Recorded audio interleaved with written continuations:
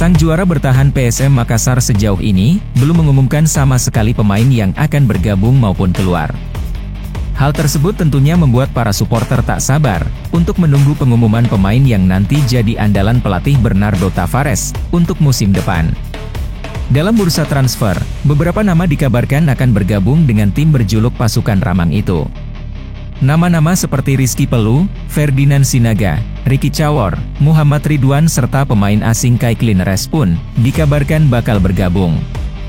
Dengan bergabungnya beberapa pemain, otomatis ada juga pemain yang sudah masuk di dalam skuad PSM yang harus terdepak. Berdasarkan performa dan menit bermain yang diperoleh di musim lalu, kemungkinan ada beberapa nama yang akan dilepas oleh pelatih asal Portugal itu.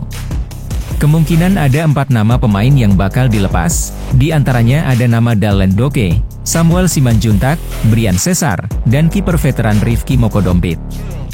Pada musim ini, keempat pemain minim dan bahkan ada yang tidak mendapatkan menit bermain sama sekali. Dalen Doke hanya bermain 6 laga musim ini, dengan sumbangan 1 assist. Sementara Samuel, hanya bermain sekali saja. Lalu ada Brian Cesar yang bermain dalam 8 laga, serta Rifki Mokodompit, yang bahkan tidak pernah diturunkan sama sekali. Keempat pemain ini dinilai kalah bersaing, dengan para pemain reguler andalan Bernardo Tavares di musim ini. Dalen dan Samuel yang bermain di posisi bek sayap, kalah bersaing dengan nama seperti Agung Manan, Safruddin Tahar dan Yance Sayuri. Lalu ada pemain tengah Brian Cesar, yang tidak mampu bersaing dengan Akbar Tanjung dan M. Arfan. Kemudian untuk lini tengah, Bernardo Tavares tampaknya lebih percaya dengan pemain muda seperti Ananda Raihan.